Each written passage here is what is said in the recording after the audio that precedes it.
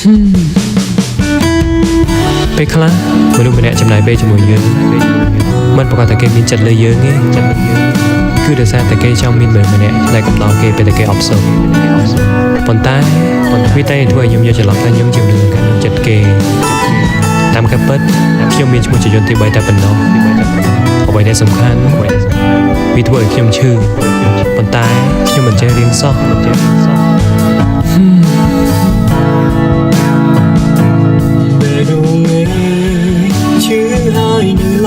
មិនរៀន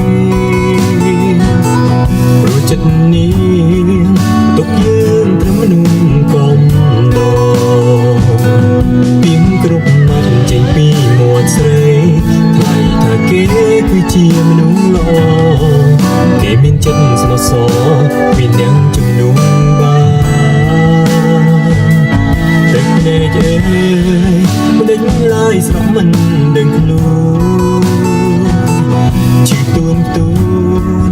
អងរួនមានដងนุ่มល្ងងគិតថាអូនមានចិត្តស្នេហ៍ផងក៏មិនឡងទុកត្រឹមទួរងក្រោយកំដរនឹងនួនពេលគេធ្វើឲ្យអូនយំ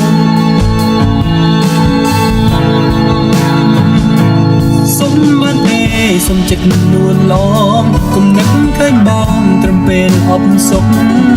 ពេលគេធ្វើឲ្យកាន់តងទូរោមអ្នកនាងចេញមកចាំជឿទឹកភ្នែកឲ្យស្រីឈុំបានទេប្រពៀងសុំដីប្រស្នាមញញើមឲ្យបងលងអងស្មារតីខំប្រឹងដាក់ចិត្តលើថ្លៃចុងក្រោយនៅតែគ្មាននៅថានឹងក្នុងបេះដូងស្រីត្រឹមទូអត់ដែរខ្ញុំសុខថាជួយនឹងតែអ្នកដែលខ្ញុំស្រឡាញ់ពេកបេះដូងគេទុកខ្ញុំគឺជាមនុស្សម្នាក់ដែលអត់សំខាន់គេត្រូវការពេលដែលគេអបសូរពេលដែលគេខូចចិត្តពេលដែលគេអត់មានគ្នាទៅគាត់កំដរគេលេងសើច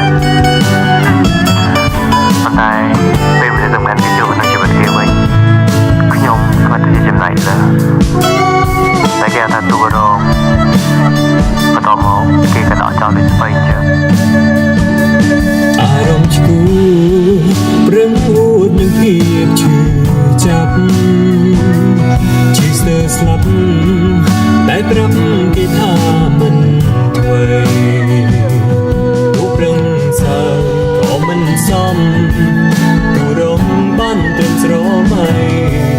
ចុងក្រោយអងតម្លៃទូស្រីក៏លែងត្រូវការមែនងើ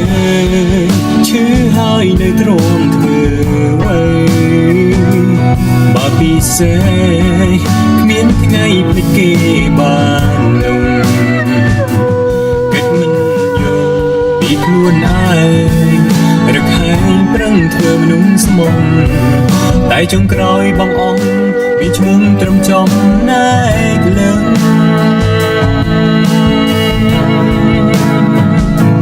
សុំបានទេសុំចិត្តនួនឡងគុំនឹកឃើញបងត្រឹមពេលអបសុខពេលគេធ្វើឲ្យកាន់តងទូរោមអ្នកនាងចេញមុខចាំជឿទឹកភ្នែកឲ្យស្រីឈុំបានទេប្រពៀងសុំដី